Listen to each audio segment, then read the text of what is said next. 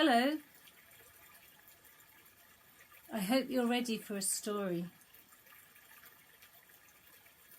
My name is Serena, and I'm a storyteller from Brighton, and I live by the sea.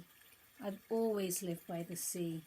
I see the sea when I wake up in the morning, and I see the sea when I go to bed at night. I hear the waves rock me to sleep. I have a beach hut as well, which was going to be where I told my story to you today, but the wind is so high that I thought it best I tell you the story from my home. Now you might be wondering what it is that I'm holding. This is my staff made of applewood called Arwen, and she was washed up one day after a big storm, and I found her on the beach, and I knew that she was to be my staff. So this is Arwen.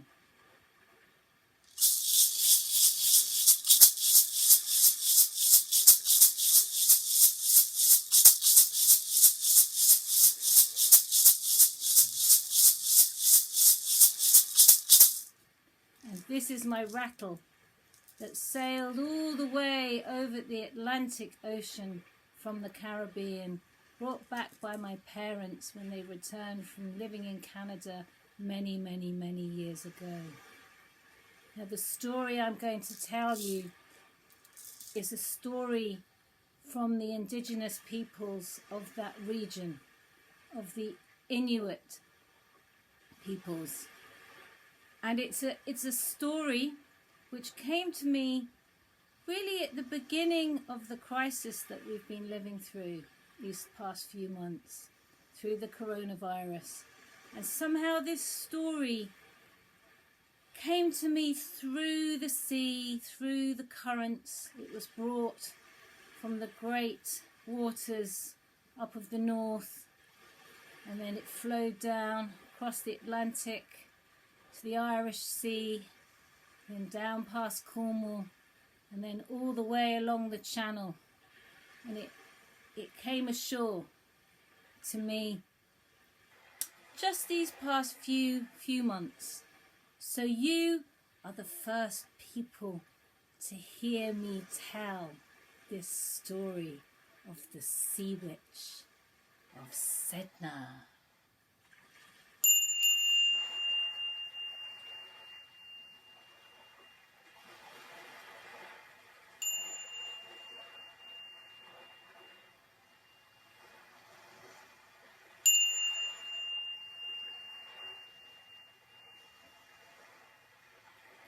So I'd like you to get comfortable. And first of all, before we truly begin, I want to show you my whale's tooth. Now this is a very, very special Victorian, early Victorian whale's tooth. I don't know if you can see that there are two ladies carved upon either side of this whale's tooth, and it's a sperm whale's tooth, and it would have been carved by a whaler. Now in the old days, whaling was a very dangerous hunt, and this would have been from one of the whalers in his spare time, maybe at sea, would have carved this whale's tooth. And I wonder, is this his wife and his daughter? Is it his lover? Is it his mother? We don't know, but something to wonder. And this piece of scrimshaw was given to me by my father, who himself was a sailor, a yachtsman who would sail around the high seas on his own. So this is a very precious tooth in my collection. And this tooth wanted to take part in this story, wanted to be present for this story.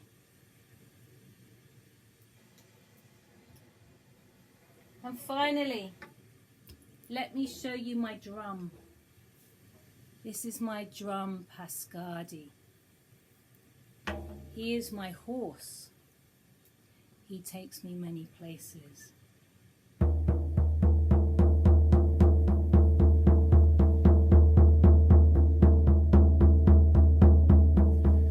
So, are you ready for a story? I'm going to take you across the ocean.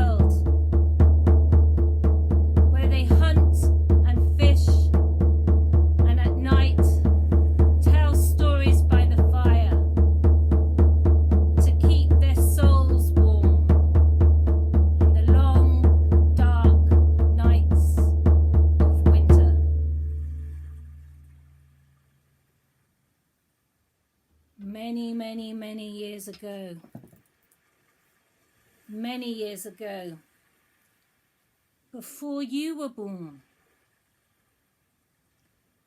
there was a young woman who lived with her father and her mother at the edge of the world, at the edge of this frozen landscape.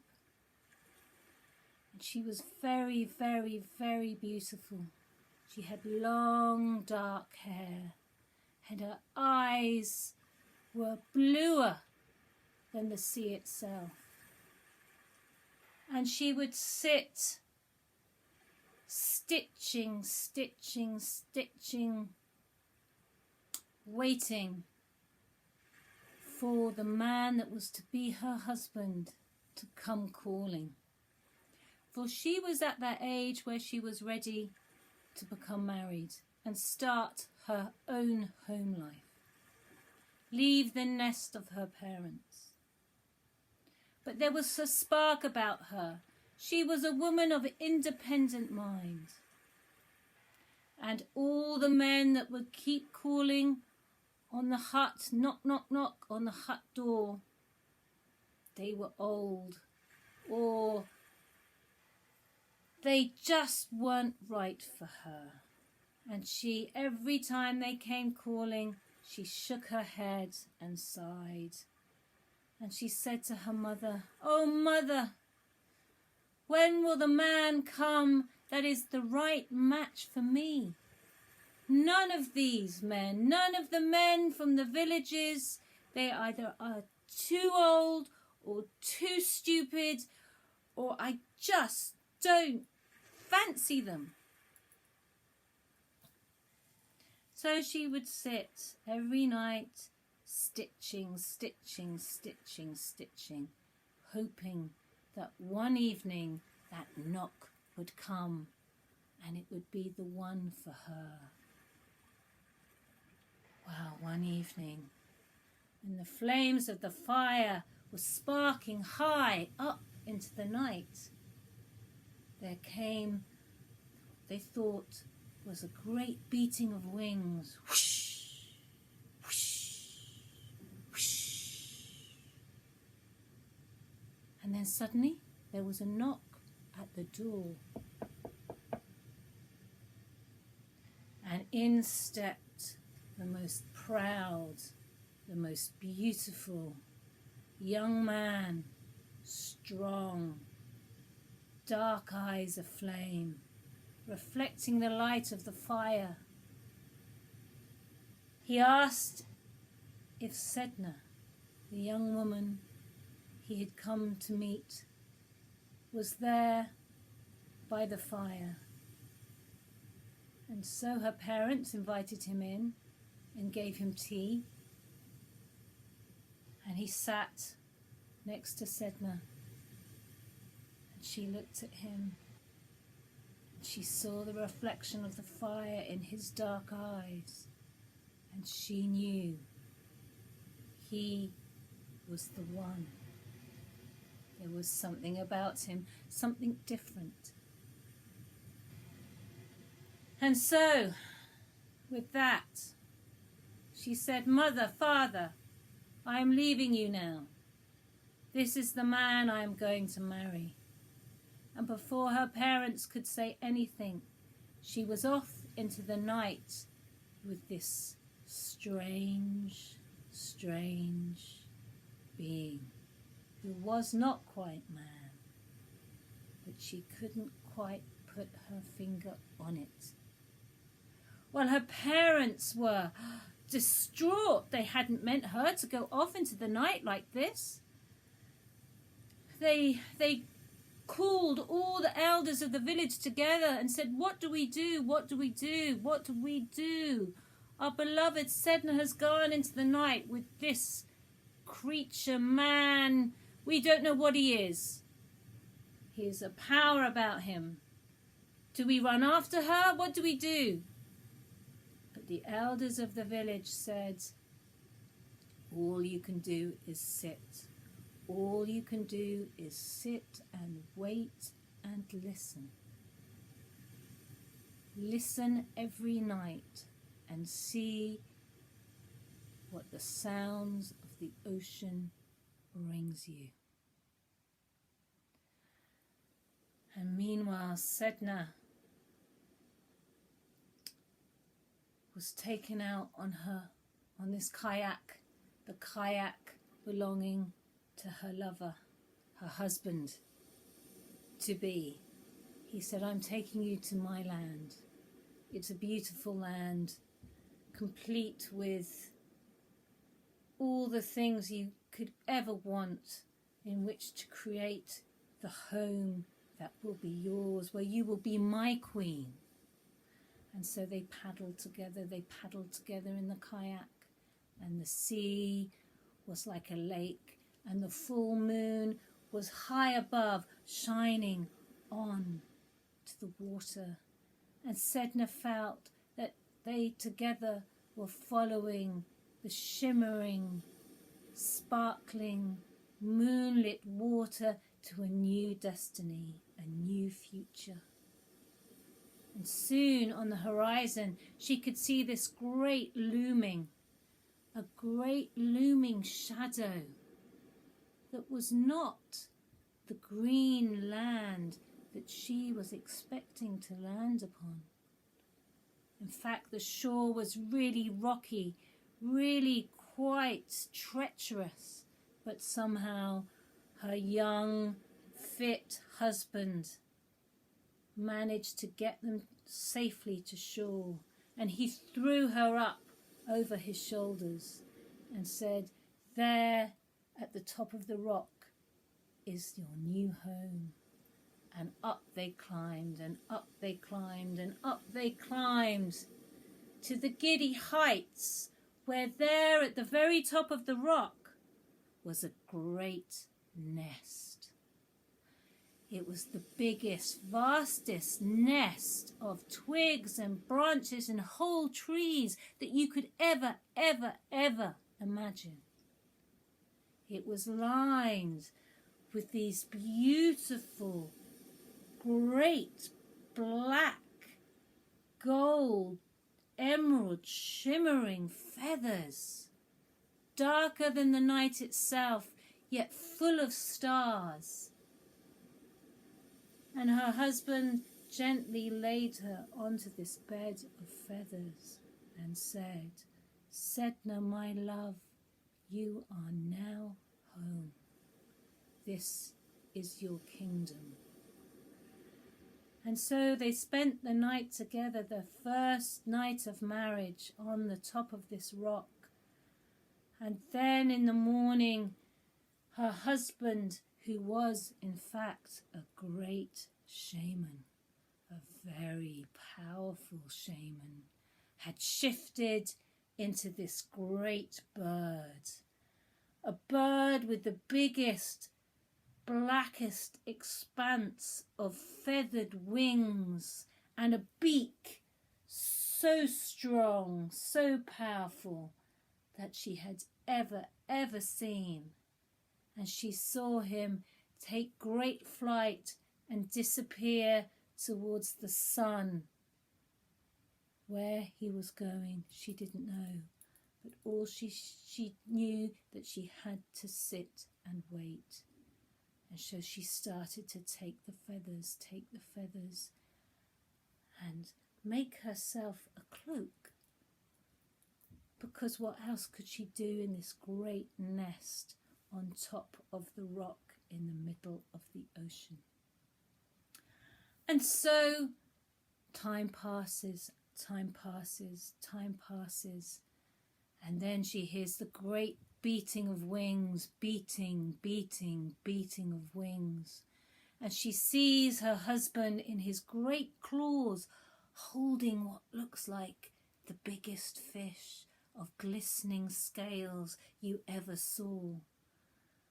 And he lands back into the center of the nest and turns back into his human self, and presents her with the fish and says, "My love, this is for our feast. Now you must prepare it." And so she starts to prepare this great feast while he builds a fire in the center of the nest, and they cook this fantastic meal of the sweetest tasting fish you can ever imagine. And so the day passes, the night passes, the day passes, and life becomes just one perpetual cycle of love under the stars at night. He goes off during the day, comes back with a great fish, sometimes some seaweed, and she cooks and she cooks and she cooks. But after a year of this, which in the time of story we know is much longer than a year, she finally thinks, this is not the life that I had imagined. This is not the life that I wish for with my husband. I want to go home. I want to go home to the light of the fire of my family. I want to be with people I know, people I love, people that talk to me. I'm lonely here. And sometimes my husband is gone for days and days and days. This is not the life that I had imagined for myself. It is time for me to go home. I am not queen of this rock. This is not my realm. It is time for me to go home.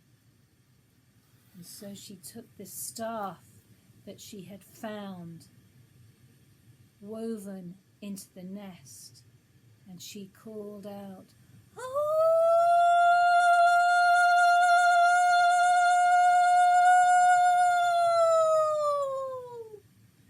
She called out into the darkness of the great night. For this time her husband had gone for days. She had not seen him for days. She called out into that night, "Oh!"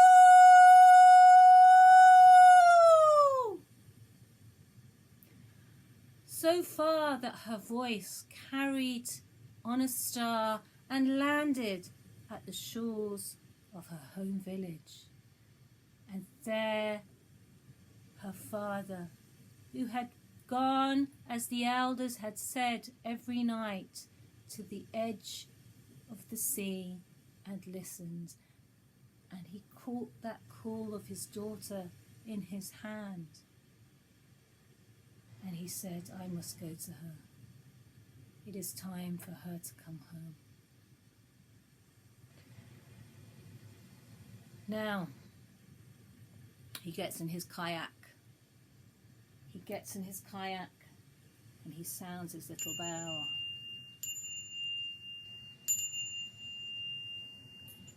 And the kayak somehow magically rows itself faster and faster and faster through the night till he gets to the great rock. And he sees his daughter Sedna sat in the nest at the top, and he knows that he must climb to fetch her. So up he goes, and they embrace. And Sedna is so pleased to see her father.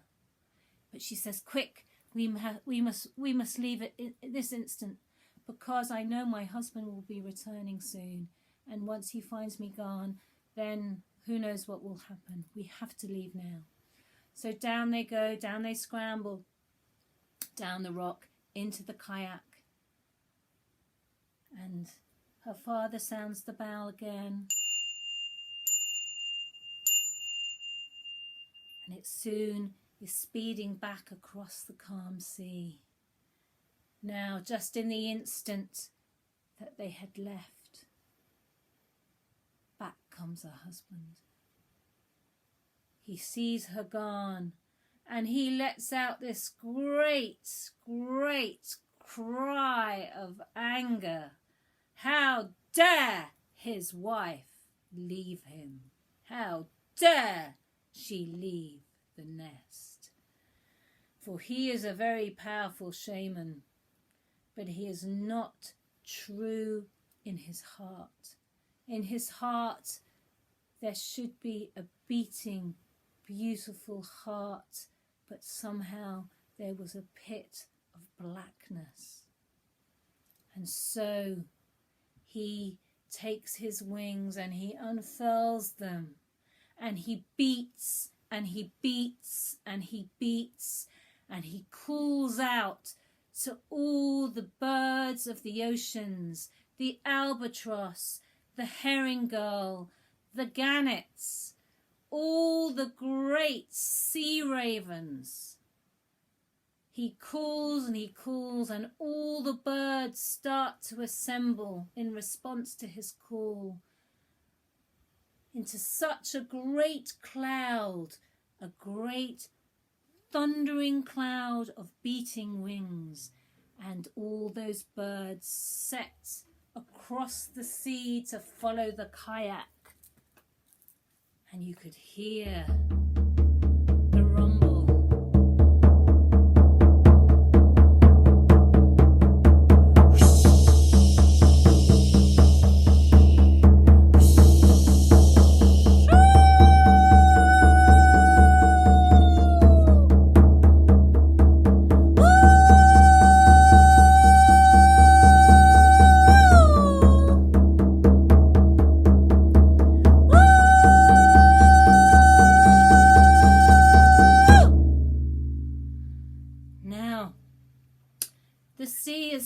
Into a raging torrent of waves as big as a house, and the little kayak is going up and down, up and down. Oh, and her father, Sedna's father, is thinking, we're going to capsize. What do I do? The birds are coming and they're beating their great wings towards us. What do I do? And he sees Sedna, and he thinks to himself, in a fit of complete and utter loss of sense and heart, he loses himself in a split second and says, "Daughter, you are the cause of this predicament.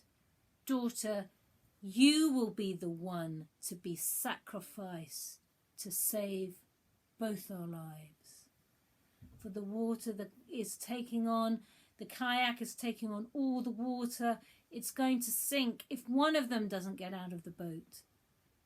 And so he picks up the small axe, which is underneath the seat at the front of the kayak, and he throws his daughter with a great howl, "Woo!"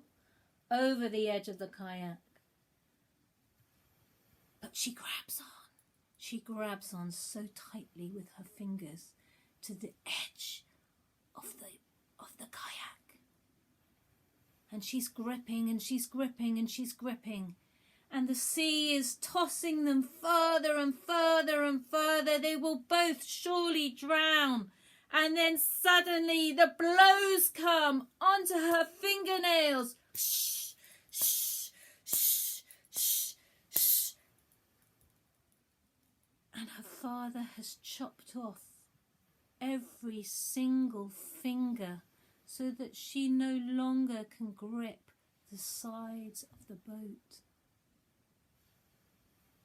And he watches as she sinks down beneath the waves, slowly, her hair fanning out behind her, her pitch black hair becoming like seaweed as she descends down, down, down, down to the bottom of the ocean.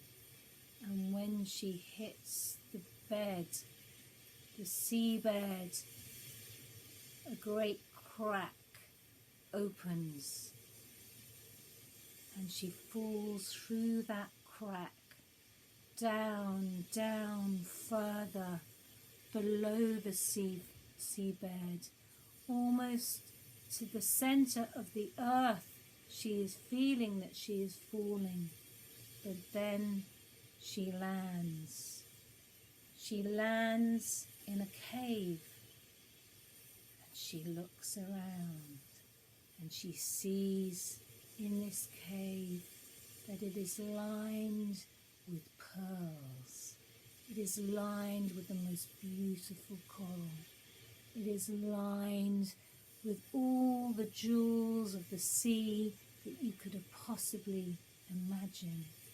And there, raised in the center of this beautiful magical cave, is a great throne. And she knows that this is her throne. She has come home to her kingdom. Now she looks at her hands and she sees no fingers, just bleeding stumps. So she takes some seaweed,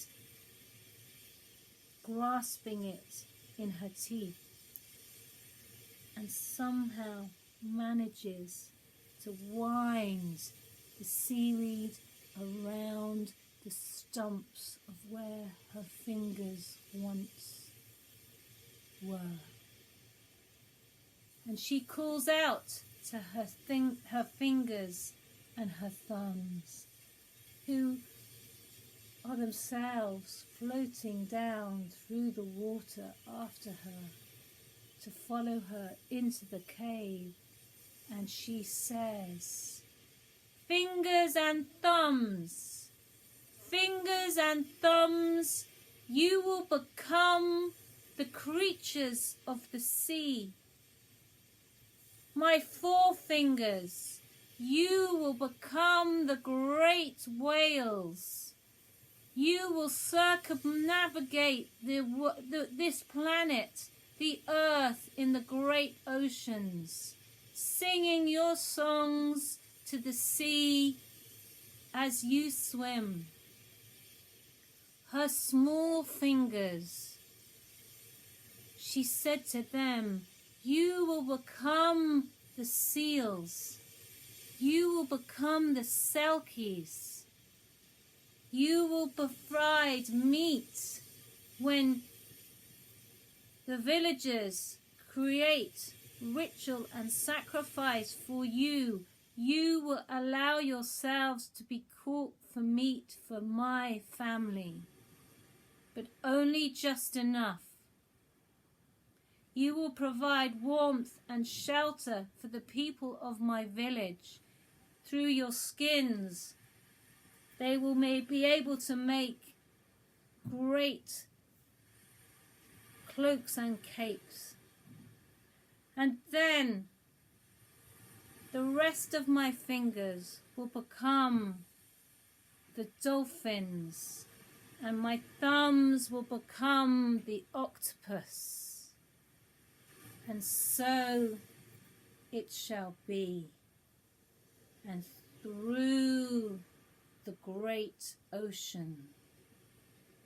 All her fingers and thumbs transformed themselves into the creatures of the sea, and she took her place on her throne.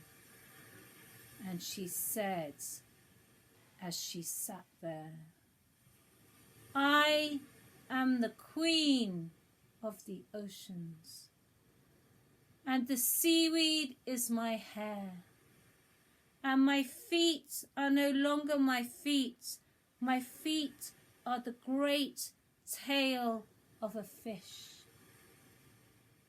and that tail will carry me to wherever I wish to swim in this world, for we know all the oceans are connected.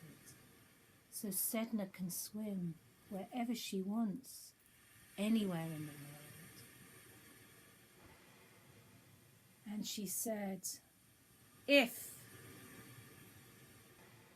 the villagers, if the humans do not look after the oceans, if they do not take care to preserve the life that I have given the oceans, then I will become the great storms, the great hurricanes, the great tsunamis of this world. And you will have to call all your shamans and holy people together to make amends to me so that the seas will become calm again.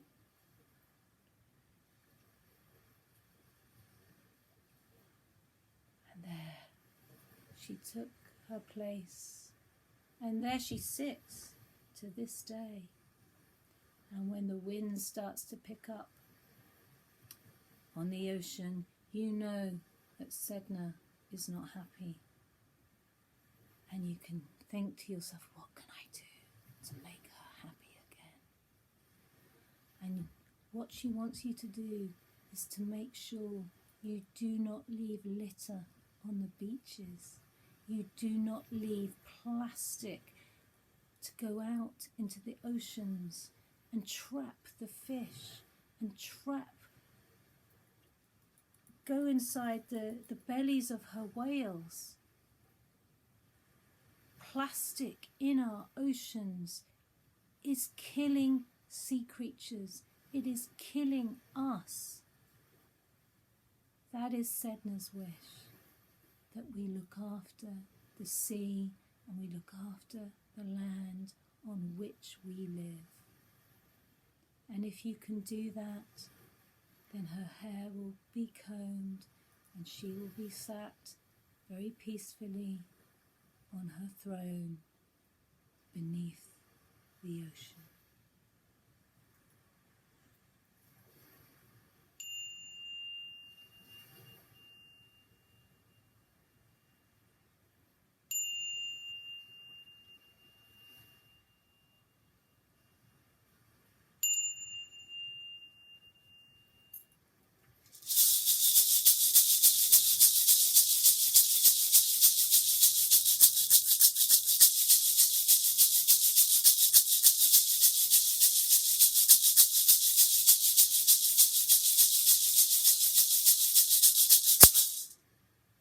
And so we say thank you to the Great Spirit, thank you to the seas, and thank you so much to Sedna for sending us her story, and to thank you for listening.